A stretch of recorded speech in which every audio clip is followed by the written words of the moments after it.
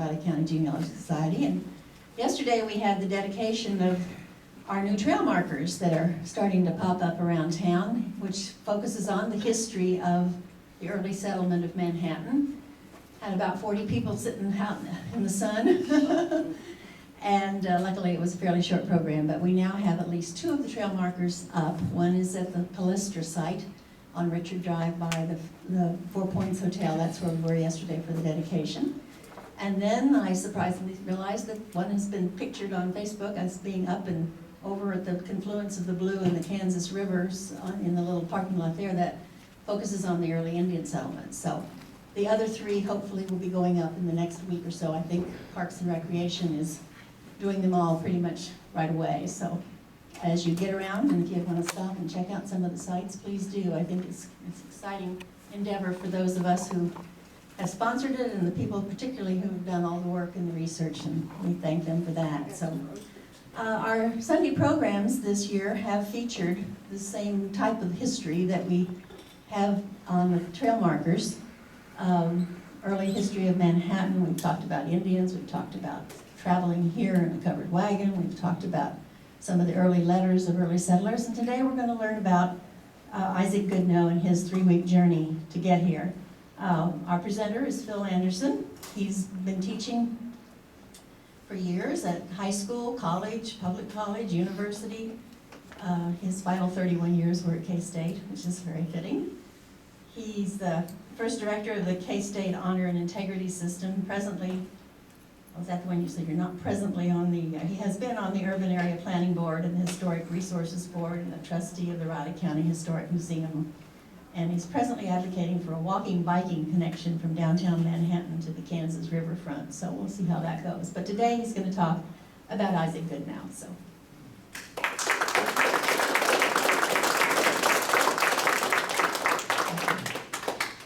In 1854, a 40-year-old New Englander named Isaac Goodnow was about to make a decision which would significantly alter the rest of his life. He was about to lead a group of New Englanders 1,500 miles across the country and into the Kansas wilderness. His purpose was to establish a settlement location, while their collective goal was twofold. 1, to survive, and 2, to vote to make Kansas a free state and not a slave state. I knew about Isaac Goodnow before I got here, and I got here in 1980, 44 years ago. I had taught previously 10 years at Lyndon State College in Vermont, and the history professor was named Graham Newell. He was also a state senator, but Graham Newell knew about Isaac Goodnow, talked about him on numerous occasions, and cited his leadership as one of the instrumental forces that eventually eradicated slavery in the United States. So he was a leader, and I define leadership this way, in 3 tenets. Vision, tenacity, integrity. Vision meaning knowing what you want to accomplish, and it was clear what he wanted to accomplish. Tenacity, the determination to get it done, and integrity, meaning that what you're accomplishing is for the greater good and not for some personal interest. Isaac Goodnow is the image to your left, in case you were wondering. On the right is Ellen Goodnow, and local historian Lowell Jack describes her as dutiful and loyal, and I would add, she's really a partner to Isaac Goodnow. He doesn't do a whole lot without frequently talking with her. This is probably a bit unusual for the 19th century. Ellen is described at this period of time in her life as ill, or even though Isaac is about to make this journey, she is urged not to go because it would probably kill her. I think the real reason is this is the middle of the 19th century, industrial century, industrial revolution. The air in an urban area like Providence, Rhode Island is probably not all that good, because by the time she does get to Kansas, she will live for 88 years, which is highly unusual for that period of time. Isaac Goodnow will live for 80 years. They'll both be buried in Sunset Cemetery. If you want to know the location, I'd be happy to share it with you. But let me put this period of time in some perspective. As many of you know from reading history, that 5 of the first 7 presidents of the United States were slave owners. George Washington, Thomas Jefferson, James Madison, James Monroe, and Andrew Jackson. The 2 presidents who were not slave owners were John Adams, the 2nd president, and his son John Quincy Adams, the 6th president of the United States. The 5 slave-owning presidents all served for 2 terms. The non-slave owning presidents served for just a single term. Therefore, during the first 48 years of our republic, 40 of those years, the presidency was dominated by a president who was a slave owner. Now, as the United States began to gain population, much of that population began to go to urban areas, and it was kind of throwing or adding to the animosity of the slavery issue. So even by the time we got to the James Monroe administration, Henry Clay got Congress to pass the first Missouri Compromise bill. Missouri was about to be entered into the Union as a slave state paired with Maine as a free state, and that was the pattern. That way they would allow the states to come into the Union. But Missouri, obviously, since Missouri was in, the effect of the Missouri Compromise was to say, from now on, there will be no slave states above the southern boundary of Missouri. And so that was the reason for that. After Andrew Jackson, the next 8 presidents will serve only a single term. And the reason for that is the growing animosity over slavery. And those, that's 8 of them. And after Andrew Jackson, it is Martin Van Buren, followed by William Henry Harrison, who dies in office. His vice president is John Tyler, who finishes out his term. Next there's James K. Polk. Followed by Zachary Taylor, who also dies in office. His vice president is Millard Fillmore, and then you have Franklin Pierce. Now, Pierce serves from 1852 to 1856. This is important because now Kansas is starting to become what we know as a bleeding Kansas. 1856, some Missourians come across the border, raid the settlement of Lawrence, and kill 5 of the citizens.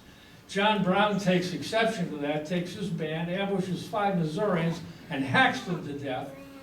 On top of that, it's not just Kansas that's not safe. In the Senate, the Massachusetts senator named Senator Sumner gives a speech against slavery. The South Carolina senator named Preston Brooks takes exception to that. And after Sumner sits down, walks over to him and beats him almost to death with his cane in the Senate. On top of that, the Supreme Court renders the Dred Scott verdict. And this unfortunately claims that in the preamble to the Declaration of Independence that all men are created equal obviously does not include slaves. Also, they said it was unconstitutional to bar slavery anywhere in the United States.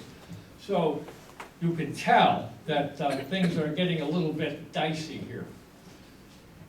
In 1858, of the Lincoln-Douglas debates, and Lincoln obviously is speaking opposed to slavery. Douglas is trying to defend it, even though his wife is a slave owner. Illinois is the issue, and Douglas wins the Senate seat from Illinois. But as you know, in 1860, that Abraham Lincoln will win the presidency, and that's because the Whig Party goes out of existence, the Republican Party comes in. That at the time is the Progressive Party, and the Democratic Party at that time is the slave-owning party. Now I want to back up to 1850, Millard Fillmore, for just a moment, because I need to get back to Isaac Goodnow. In 1850, in addition to slavery, the United States had two other issues. One was the forced removal of Native Americans from their ancestral lands, pushing them farther west and south, which was making them angry and, of course, very dangerous. There was also a clamor for Western settlement because of the promise for, if not free land, at least less expensive land.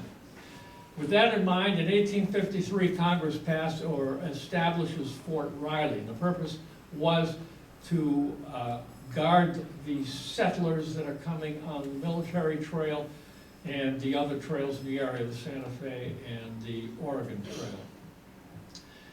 Trail. In 1853, after that, then Colonel Montgomery of Fort Riley hires a man by the name of Samuel Dyer to come and run the ferry across the Big Blue River on the Santa Fe, on the military trail.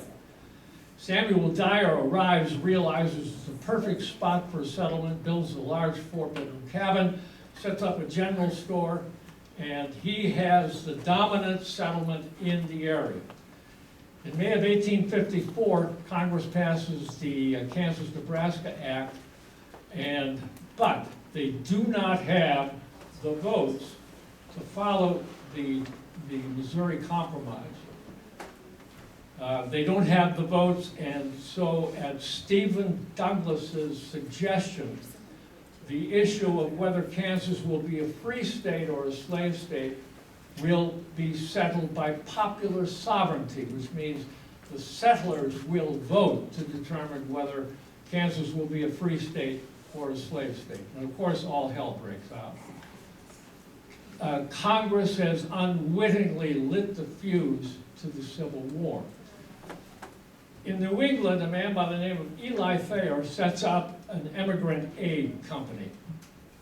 And his purpose is to recruit New Englanders and convince them to go across the country to Kansas territory and help to settle it as a free state and not as a slave state. Now, you can imagine that Eli Thayer had to be a golden-tongued, very persuasive person, because in order to do that, you would have to sell your house, you would have to sell your horse, your buggy, you would have to sell your livestock, you would have to sell all of your personal property and go 1,500 miles and 3 legs of a journey to Kansas territory on the frontier, where there isn't a Dillon's, there's not a Hy-Vee, there's not an Aldi's, there is not a Four Seasons, there is not a there is not a Holiday Inn, a Menards, a Home Depot, or anything.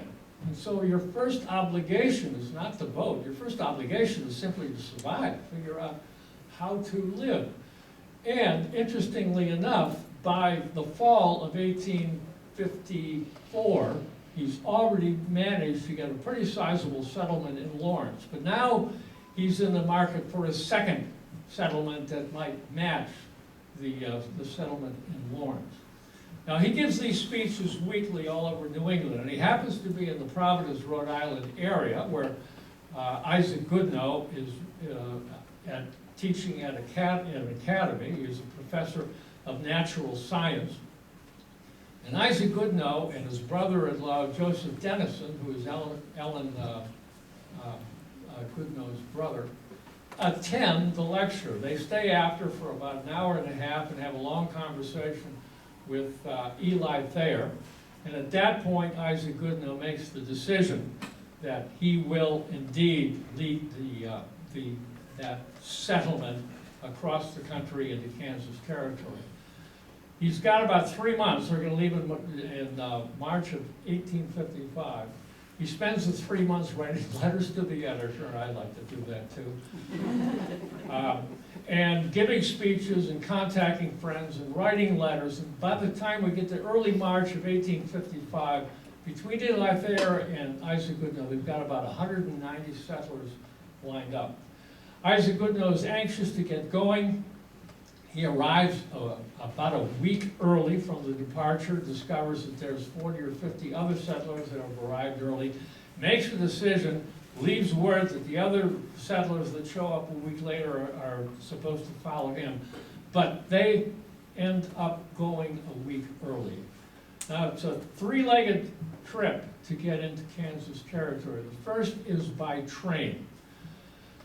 In 1855, trains were steam-driven. They're not particularly comfortable. The tracks were laid unevenly. The cars tended to lurch from side to side. The smoke that it takes, the heat that it takes to produce steam creates smoke and soot. There's no dining car, no plug car, no sleeping berth, hard bench seats, and the trip will take 4 days, 4 nights, 24 hours, 48 hours, 72 hours, 96 hours, and when they get off at Alton, Illinois, they're of course exhausted, disgruntled, and some of them are probably discouraged. They book passage on a steamboat on the Mississippi River, take the steamboat up to St. Louis, disembark, get on the Kate Swinney steamboat, which is going to go from St. Louis and across over to the port of Kansas, which will be renamed Kansas City. That is a much more comfortable way to travel. You could rent a state room if you would like. That costs $10 a night. However, this part of the trip is more dangerous. Missourians in 1855 has a population of about 90,000 slaves.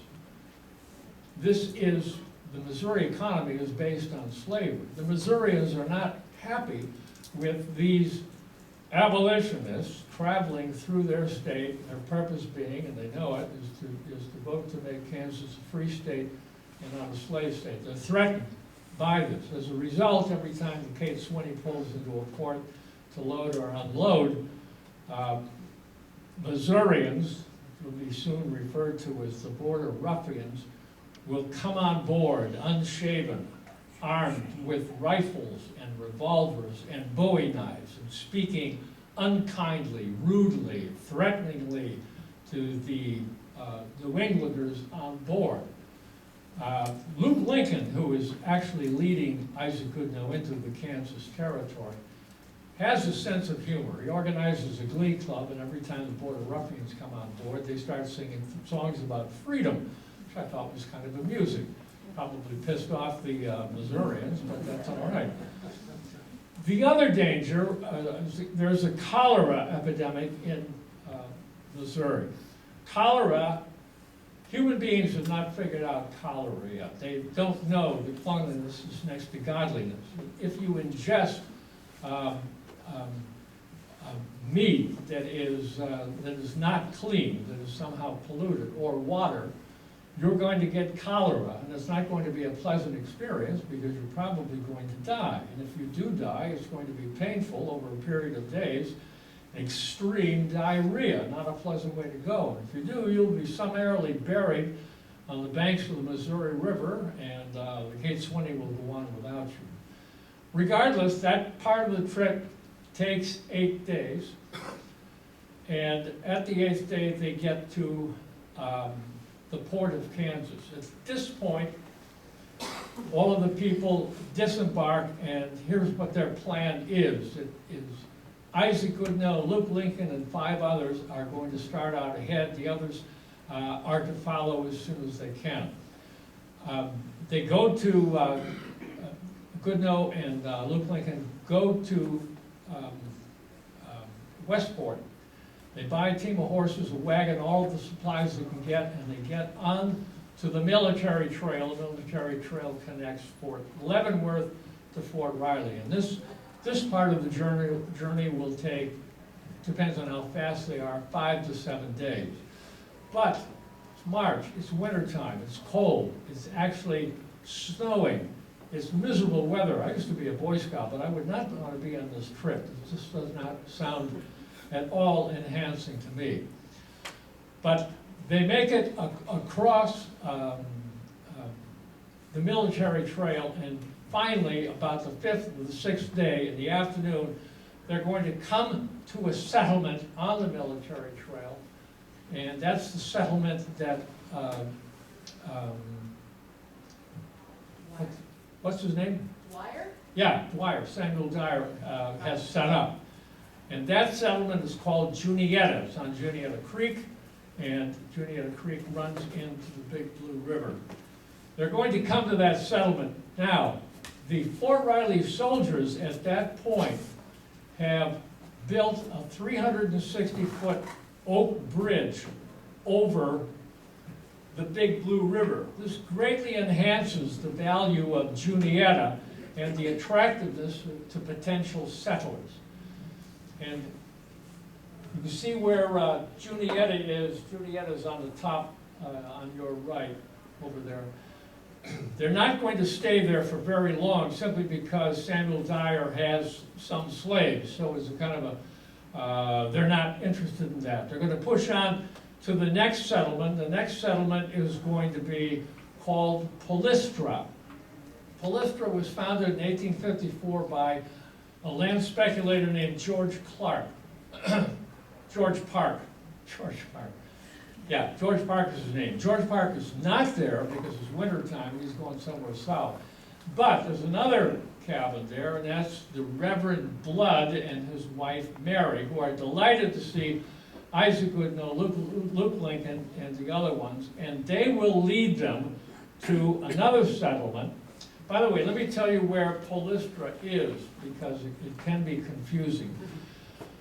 It's mismarked at the moment, but if you were on Fort Riley Boulevard, 17th Street, and you were going towards what used to be West Side Market, and when you get almost to West Side Market, you're going to see a little street sign that says Poliska Lane.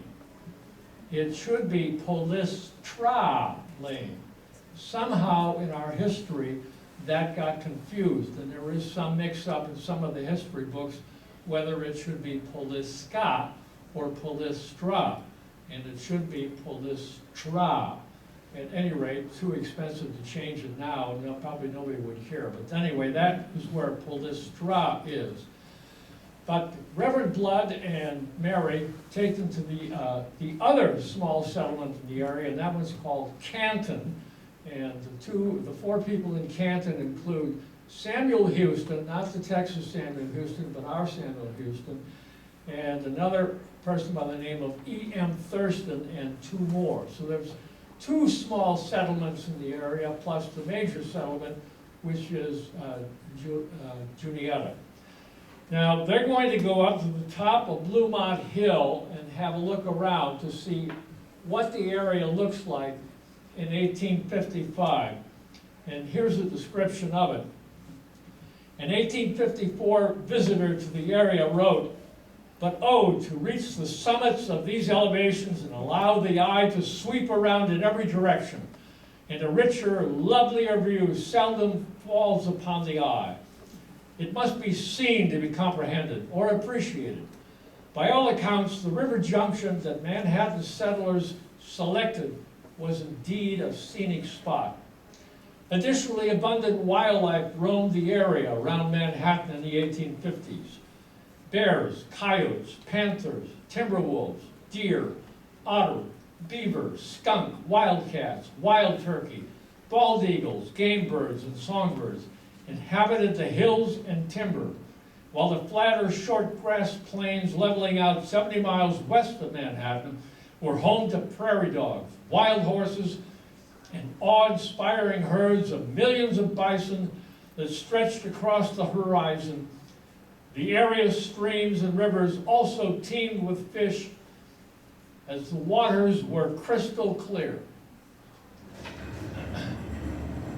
Now, in case you missed my editorial, I'll repeat it once. The waters were crystal clear and teeming with fish. Now I'll go on. Isaac Goodnow and Luke Lincoln already have a couple of sites that they're supposed to check out, and one of them is the Kansas River, where the Big Blue River runs into it. Canton, by the way, if you look at the map on Canton, it's on the Big Blue River, but the Big Blue River since 1855 changed course. It did that in 1908. But if you want to know where that original channel was, imagine being on Tuttle Creek Boulevard and you're heading towards the Town Center Mall, and to your left, you look out the window, you'll see what the city calls the Pretty Ditch. That was the original channel of the Big Blue River. For many, many years, it was used as the dumping ground. About 25 years ago, they cleaned it up, landscaped it, and that's the original channel. Now, if you follow that along Tuttle Creek Boulevard, when Tuttle Creek Boulevard meets Fort Riley Boulevard and Highway 24, you'll notice that river channel goes underground. If you follow that direction all the way to the levee, you'll see a kind of a gate on the levee, and that's where originally the Big Blue River met the Kansas River. At any rate, Isaac Goodnow is going to decide on, that's going to be the initial location of the settlement. The other two small settlements of Polystra and Canton decide to join, but still, Juniata remains the major settlement in the area. Now they are there and they're beginning to stream in, but it's getting to be the end of March, and voting day is the 30th of March, 1855. And the voting area, the precinct, is actually at Juniata. Now in 1855, the federal government didn't have very many regulations on voting. In order to vote, you had to appear to be male, you had to appear to be 21 years of age or older, you had to appear to be full-blooded Caucasian, no mixed blood, and you had to testify that your intention was to settle in Kansas territory. What was happening in the weeks in advance of the vote was Missourians were streaming across the border, the Kansas border, coming into the precincts along the Kansas River to vote, and they corrupted the election. So consequently, because Manhattan was so far away from the Kansas border, in the first vote, this precinct was the only one that had enough votes to vote for a free state.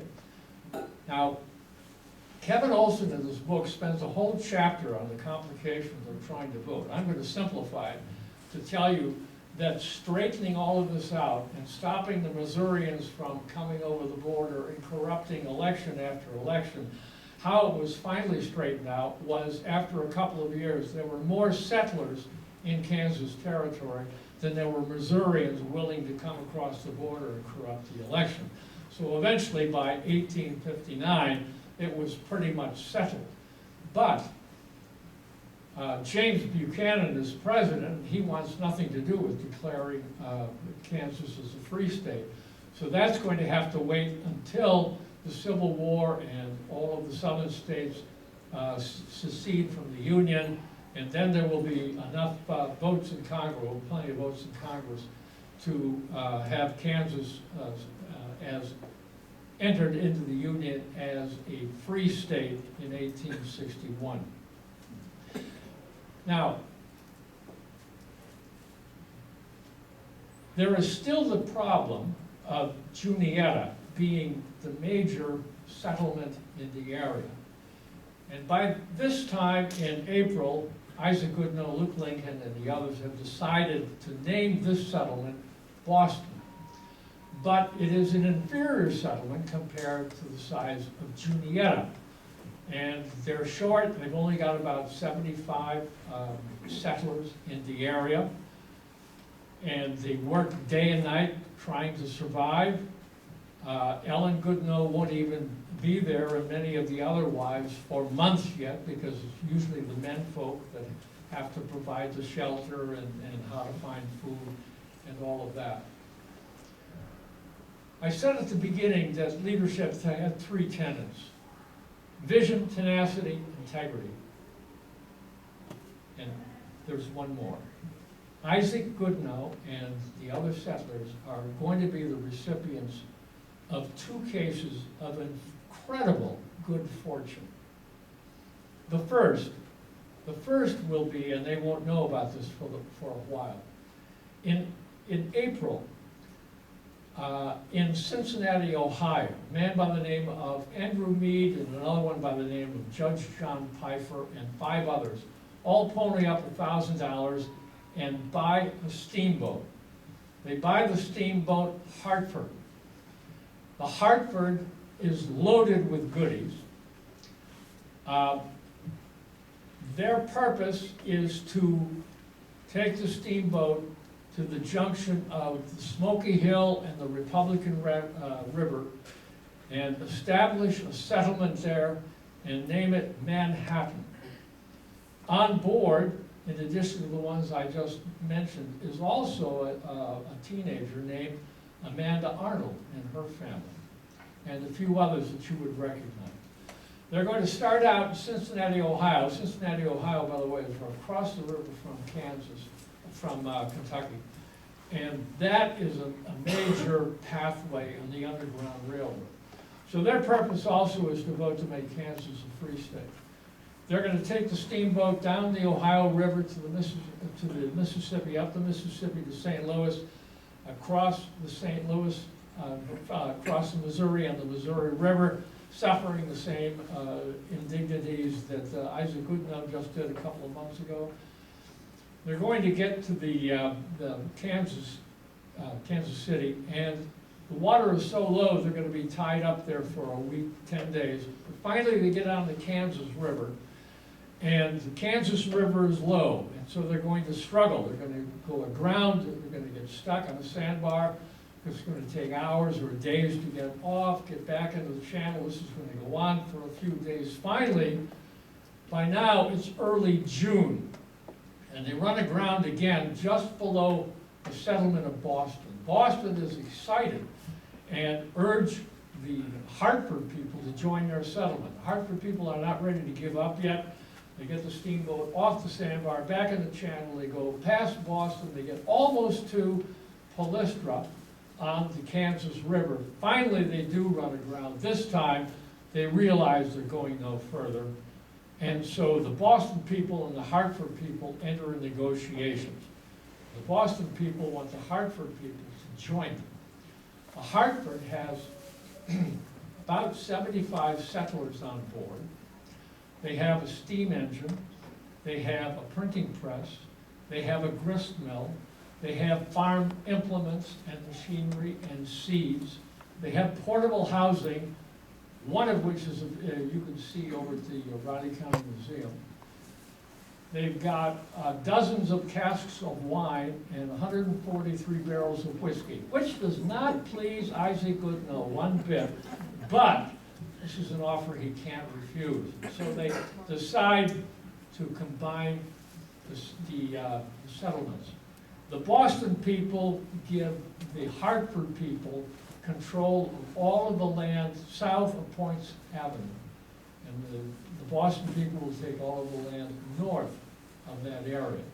But the final caveat, of course, is that Boston agrees to change its name to Manhattan, Kansas. And so they have doubled the population. They have gained all sorts of necessary supplies, but Juniata is still the major settlement. Isaac Goodnow is going to get one more incredible piece of good luck, and that's going to happen 8 months later, in February of 1856.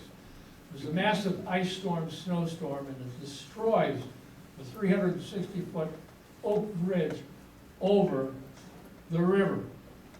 So Samuel Dyer is back to conducting a ferry over the river. Judge John Pfeiffer, for some, I don't know how he did it, but for some reason, realizes if you alter the military trail and bend it to Manhattan going down Points Avenue, you will shorten the distance from Fort Riley to Fort Leavenworth by almost 2 miles. It doesn't sound like much, but this is the horse and buggy era, So it makes a difference. So that's what happens. They resurvey it, they put up signs, they make it easier, and over a period of days, of weeks, of months, gradually the trail from Fort Leavenworth to Fort Riley bends and goes through Manhattan. And over a period of time, Juniata dies out, and Manhattan survives and thrives. Now we're not out of the woods yet, because there's still some tough going. And the short answer to that is simply this: at the end of the Civil War in 1866, that's the first time train will come all the way to Manhattan, Kansas. Now let me talk for just a minute. I'm almost at the end. I'm going to read my ending in just a minute, but I have one more thing to point out, which I find is wonderfully ironic. The two groups, Isaac Goodnow's group, the Boston group, and the Hartford group, although they agree on making Kansas a free state, their purpose in life are slightly different. Isaac Goodnow's group is interested in morality and education, and they want to build a school and they want to build churches. The Hartford people are interested in commerce. They want to build stores. They want to make money. They want to achieve wealth. Well, Isaac Goodnow's group decides that they're going to build a school, and they start that process in 1860. They're going to start the school, Bluemont Central College. It takes about a year to build it, and Cole is going to put that up. And by this time,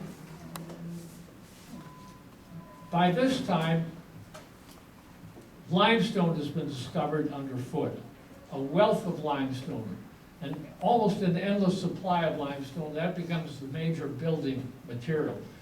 But look at that picture. The fascination of that picture is, in the lower left corner, there stands a horse. And the horse's head is barely up to the first window, the lowest window. That building is, for 1860, massive. It is massive.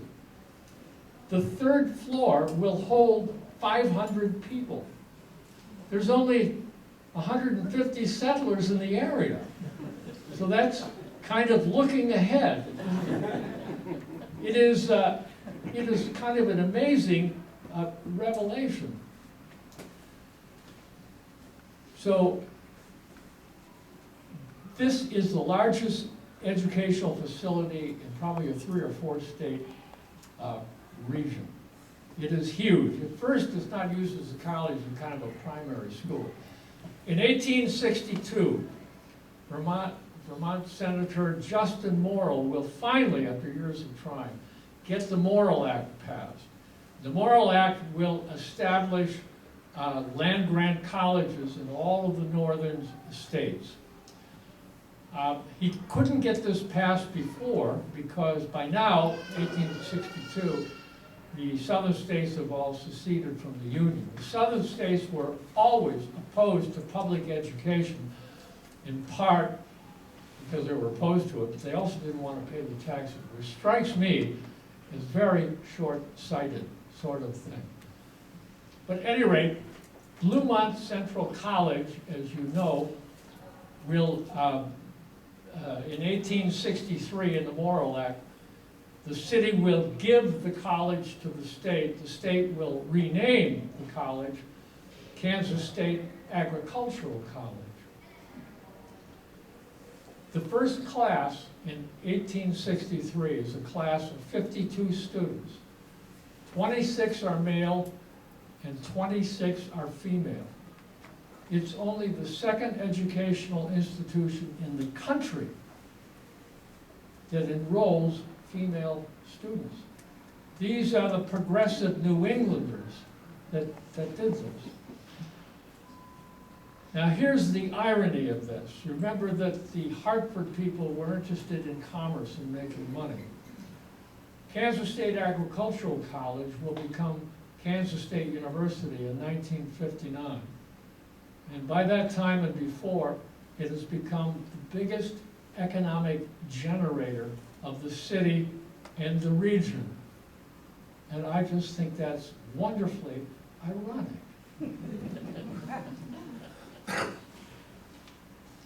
Now, there's an awful lot of information that in a presentation like this you don't have time for. But there's a couple of books that I would strongly recommend if you're interested. One of them is Kevin Olson's Frontier Manhattan. A fascinating account and a very detailed account, and if we're interested in the voting process of establishing Kansas as a free state, it's a whole chapter. Also, the other one is our own local historian, Lowell Jack. Neighbors of the Past is fascinating because he is a detailed description of so many people that I haven't even mentioned yet. It's a fascinating account. Well, as